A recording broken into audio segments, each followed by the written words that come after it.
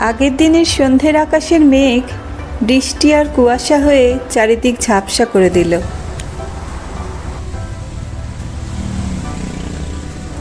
আমরা চলেছি সীতা আম্মান কোভিলের দিকে। ঠান্ডা শিরশিরে জলো হাওয়ার মধ্যে ছুটতে লাগলো আমাদের অটো বা এখানকার টুকটুক। আমরা এসে গেছি মন্দিরের সামনে। ঘন মেঘের মধ্যে দিয়ে উঁকি দিচ্ছে মন্দিরের গেট।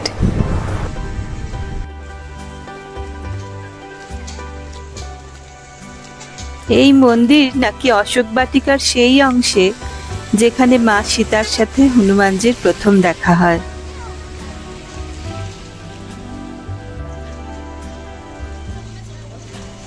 সামনেই ভারী সুন্দর রাম সীতা লক্ষ্মণের মূর্তি।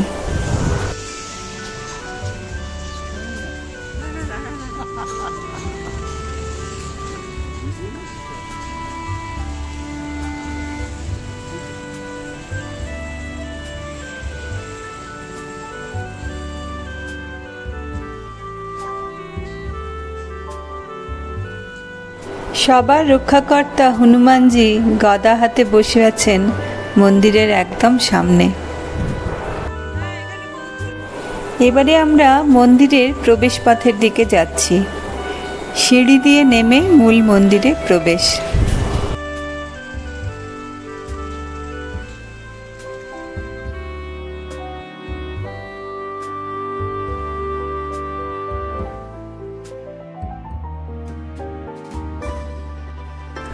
অবিশ্রান্ত ঝর্ণার জলের আওয়াজে আমরা বিগ্রহ কোথায় দেখার আগেই ঝর্ণা কোথায় দেখার চেষ্টা করলাম।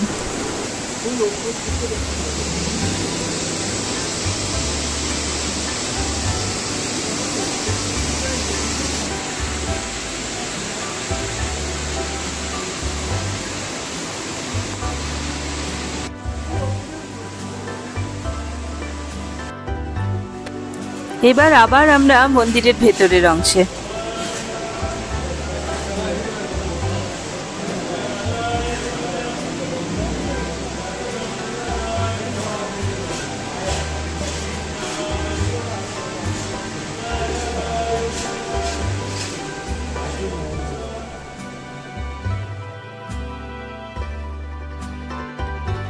মন্দিরে বিগ্রহের ছবি তোলা নিষেধ। এখানে রাম সীতা লক্ষ্মণের বিগ্রহের পূজার্চনা চলছে।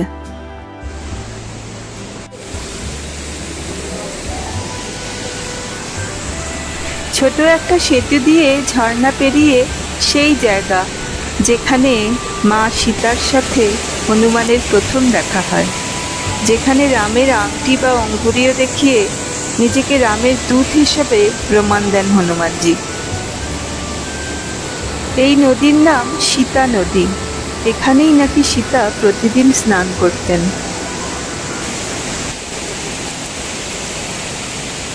হনুমানজির পদচিহ্ন এটা।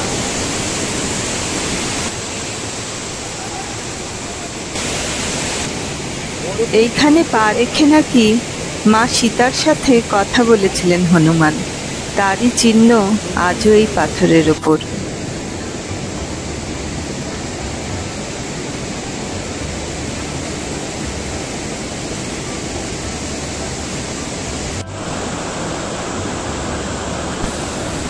ওই রকমই আরো ছোট বড় নানা রকমের চিহ্ন পাথরে।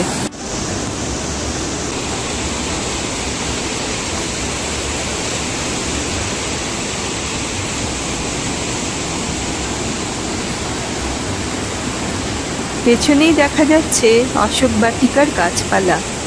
আসলে এটি অশোক বাটিকার শেষ প্রান্ত। মূল অশোক বাটিকা আমরা দেখব একটু পরেই। এবারে আমরা এসে গেছি মন্দিরের পাশেই হাকগালা বোটানিক্যাল গার্ডেনে। এটিই নাকি সেই প্রাচীন অশোক বাটিকা যেখানে রাবণ সীতাকে বন্দি করে রেখেছিলেন। প্রবেশ মূল্য 3000 শ্রীলঙ্কান টাকা প্রত্যেকের।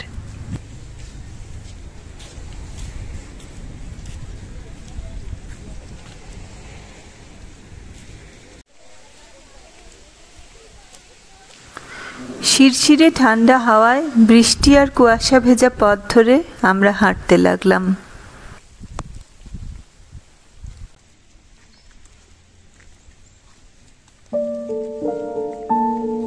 এখানকার জলবায়ু সারা বছরই মোটামুটি ঠান্ডা, 16 থেকে 30 ডিগ্রির মধ্যে তাপমাত্রা থাকে, তাই ঠান্ডা অঞ্চলের গাছপালা এখানে ভালো হয়। 1861 সালে সিনকোনা গাছ ও পরে চা গাছ চাষ করার জন্য এই অঞ্চলকে ব্যবহার করেন ব্রিটিশ বোটানিস্ট জর্জ হেনরি। 1884 সালে আর এক ব্রিটিশ বোটানিস্টের উদ্যোগে এখানে বোটানিক্যাল গার্ডেনের সূচনা হয়। আমি দেখছি খুব সুন্দর লতানে গোলাপ দিয়ে না বেড়া দিয়েছে। লতানে গোলাপের বেড়া ভারী সুন্দর হবে কিছুদিন বাদে।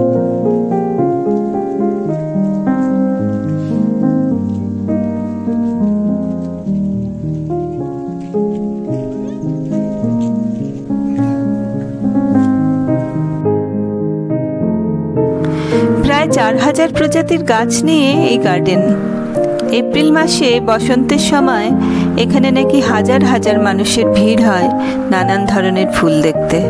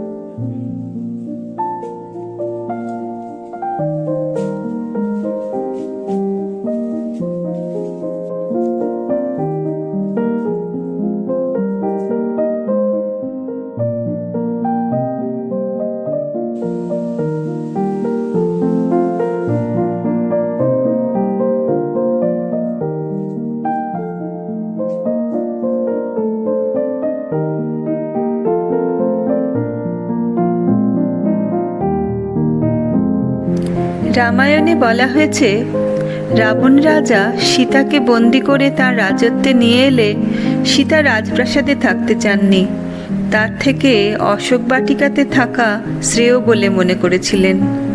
তিনি তো মাটির কন্যা, রাজপ্রাসাদের চেয়ে বনবাস তার কাছে শ্রেয়। তার কাছে তো উদ্যান অনেক সুন্দর হবেই।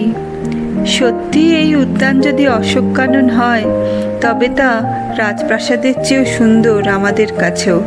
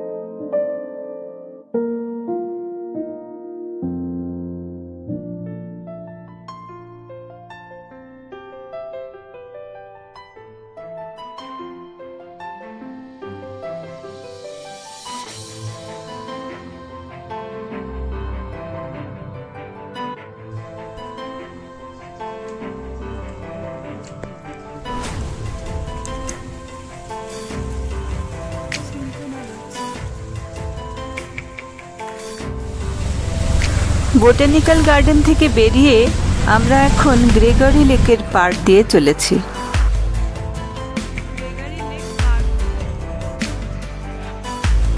এসে গেছি গ্রেগরি লেকের ধারে গ্রেগরি পার্কে।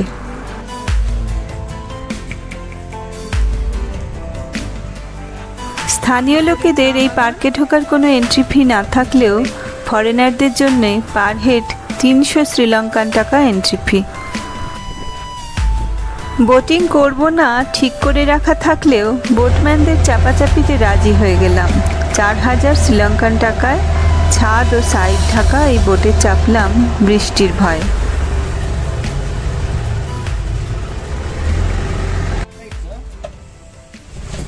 1873 সালে British governor sir William Gregory শহরের জলা জায়গায় এই লেকটি তৈরি করান। লেকটি সেই সময় নানা রকম ওয়াটার স্পোর্টস ও বিনোদনমূলক কাজে ব্যবহার হতো।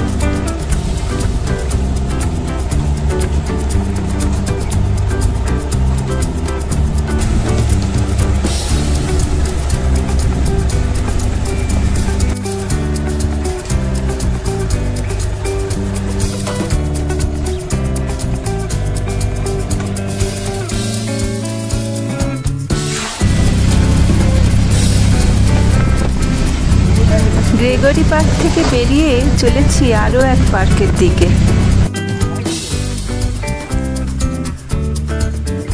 এসে গেছি ভিক্টোরিয়া পার্কে।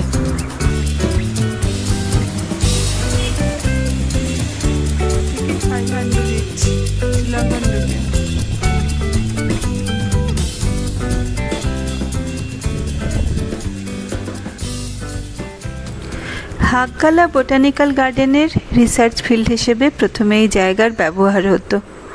পরে 1897 সালে ব্রিটেনের রানী ভিক্টোরিয়ার হীরক জয়ন্তী উপলক্ষে একটি ওক গাছ বসান জার্মানির রাজকুমারী এবং উদ্যানের নাম রাখা হয় ভিক্টোরিয়া পার্ক।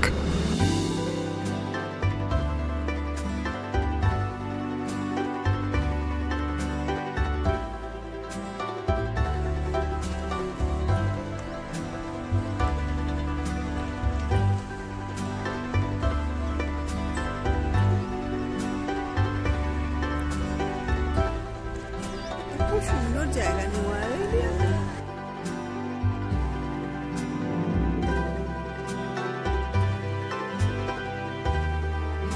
এই হলো ভিক্টোরিয়া পার্কের ডাইনিং এরিয়া। যদি কেউ খাবার নিয়ে এসে খান, এখানে বসেই তাকে খেতে হবে, অন্য কোথাও নয়।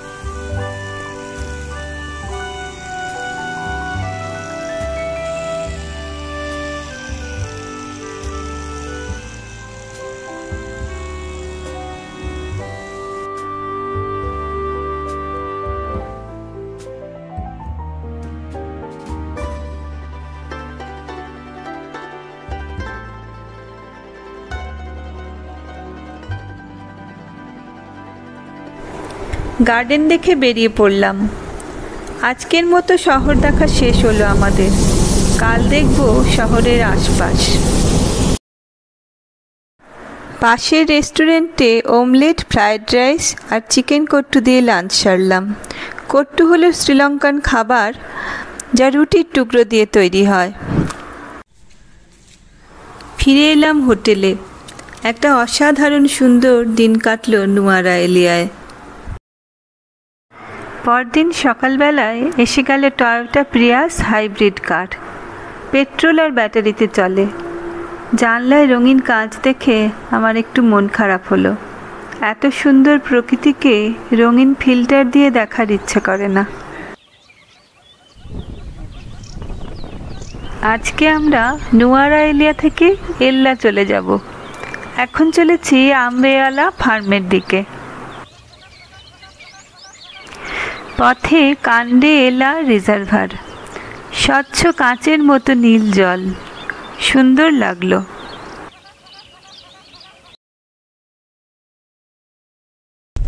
গতকালের বৃষ্টি ভেজা দিনের পর আর ঝকঝকে দিন, উজ্জ্বল সবুজ মাঠ আর নীল আকাশ সঙ্গে নিয়ে আমরা চলেছি।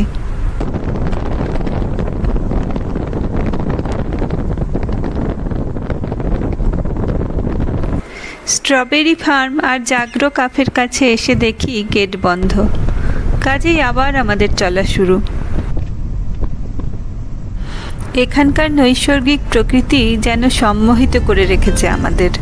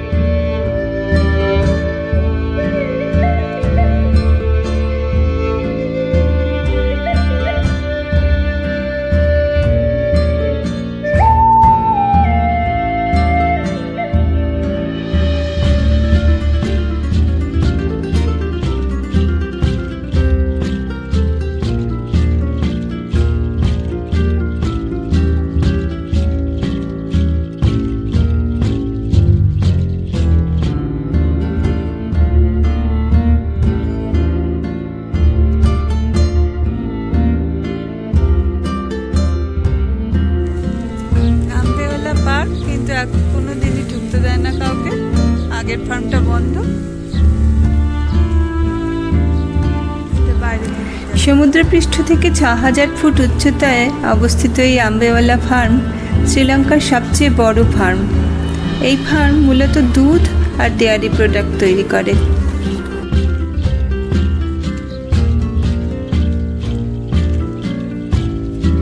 এইখানে ফার্মের একটি ছোট্ট আউটলেট, এখানে দুধ, কফি এইসব বিক্রি করা হয়।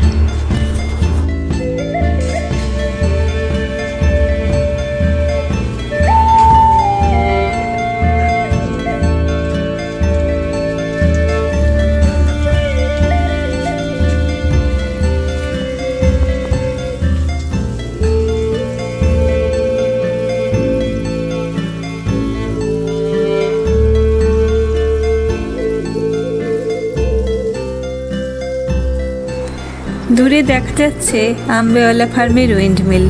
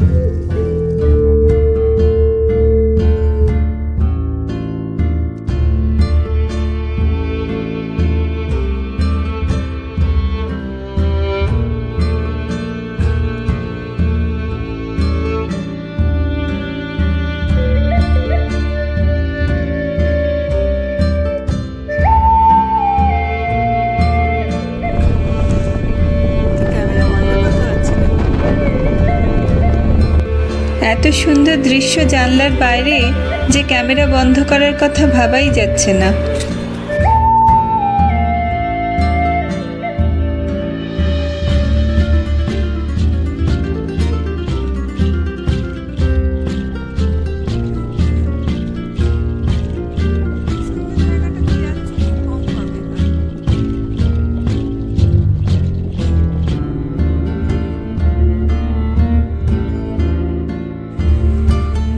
নিউ আরাইলিয়া থেকে এল্লা যাবার রেলপথ, এই পথও নাকি অসামান্য, যদিও টাইম একটু বেশি লাগে আর ট্রেনও লেট করে।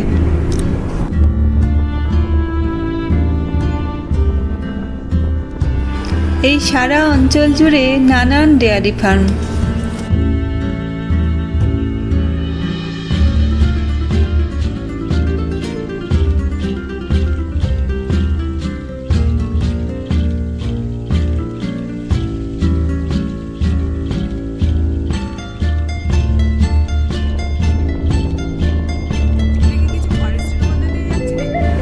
আমরা হর্টন প্লেন্স ন্যাশনাল পার্কের কাছাকাছি রাস্তা দিয়ে এখন চলেছি।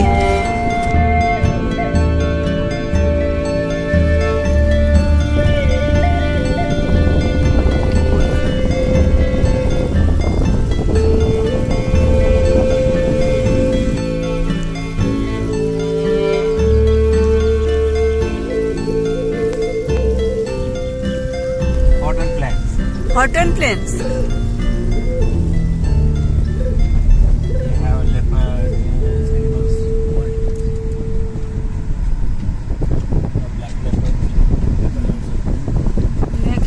আছে।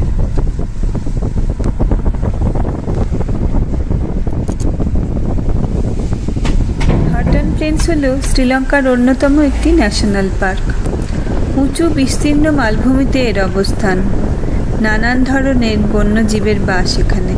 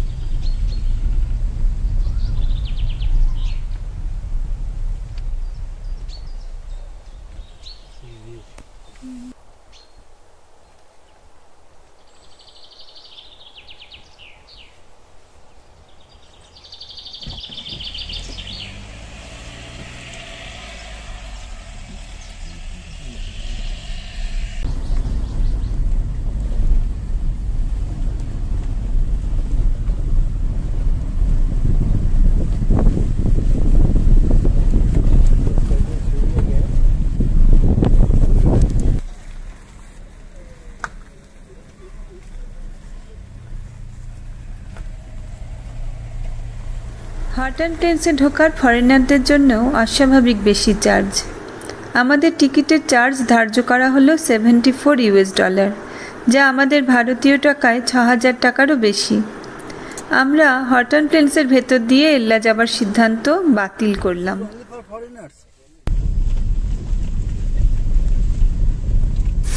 আবার সেই পুরনো রাস্তা দিয়ে ফিরে এল্লা যাবার নতুন রাস্তা ধরবো আমরা।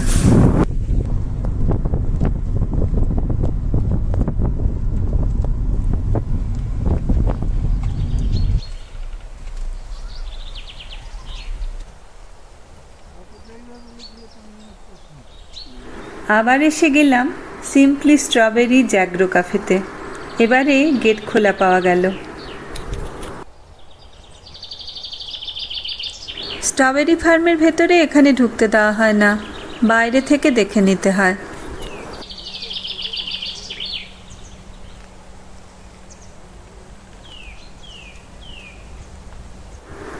এই ক্যাফেতে ফার্ম ফ্রেশ স্ট্রবেরির নানা রকম আইটেম পাওয়া যায়। আমরা এখানকার signature dish cheese cake order করলাম।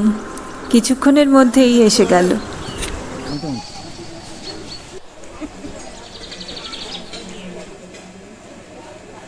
স্ট্রবেরি দিয়ে চিজ কেক,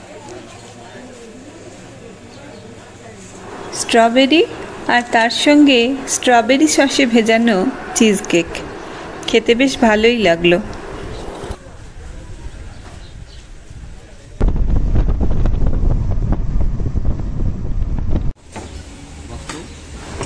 প্রায় 2.5 ঘন্টা বাদে এল্লা চলে এলাম। রোড সাইড রেস্টুরেন্টে দুপুরের লাঞ্চ সেরে নেওয়া হলো। বাটির মতো শেপের এই প্যানকেক বা আপ্পামের নাম হপার্স। চাল গুঁড়ি, নারকেলের দুধ বা দই ইত্যাদি দিয়ে বানানো হয়। মাঝখানে ডিম দিয়ে এগ হপার্স খুবই সুস্বাদু। এক একটা দোকানে আবার শক্তও পড়ে। এবার আমাদের চাপতে হবে অটো বা টুকটুক, কারণ যেখানে যাব গাড়ি নাকি সেখানে যেতে পারবে না। এবড়ো রাস্তা দিয়ে গিয়ে অটো আমাদের একটা পাহাড়ি সিঁড়ির গোড়ায় দাঁড় করিয়ে দিল। নিচে নেমে শুনশান রেল ট্র্যাক দিয়ে হেঁটে পৌঁছলাম 9 আর্চ ব্রিজে।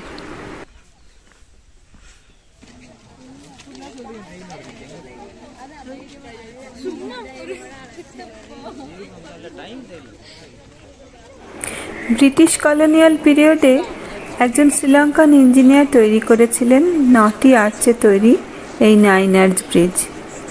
প্রথম বিশ্বযুদ্ধের সময় সব স্টিল যুদ্ধের কাজে ব্যবহার হওয়ায় এই ব্রিজে স্টিল ব্যবহার করতে পারা যায়নি। ব্রিজটাই পুরোটাই পাথর আর সিমেন্টে তৈরি।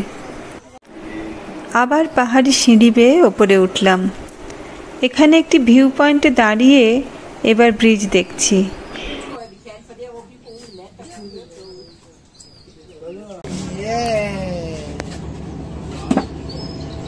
হঠাৎ থেকেই ঝমঝম শব্দে চলে এলো ট্রেন।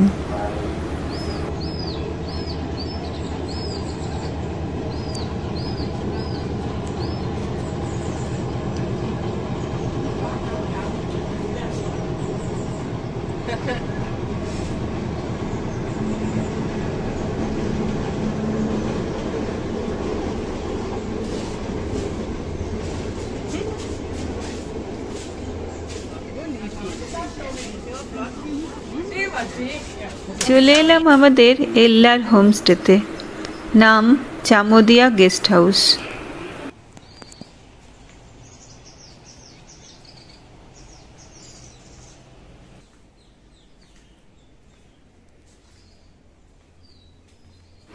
পরিচ্ছন্ন সাধারণ হোমস্টে, কিন্তু সামনে যে দৃশ্য তা অসাধারণ।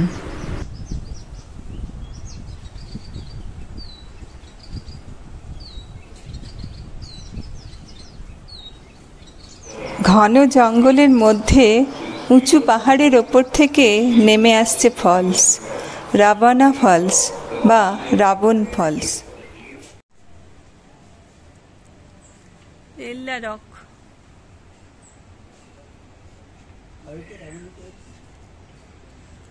রাবণা ফলস।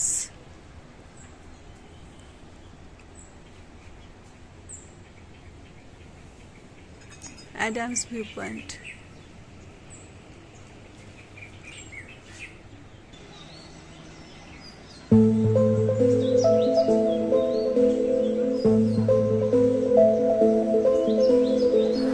পরদিন পাখির কলকাকলি মুখরিত একটা ঝকঝকে সকাল।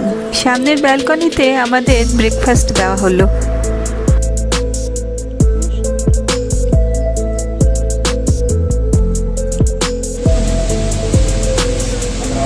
একটু পরে বেরিয়ে পড়েছি মিরিশার উদ্দেশ্যে।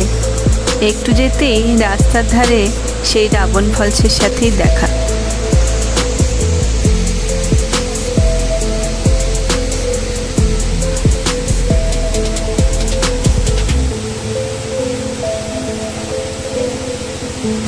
ফলসের ধারে অবশ্য রাবণ নয়, হনুমানের দেখা পেয়ে গেলাম।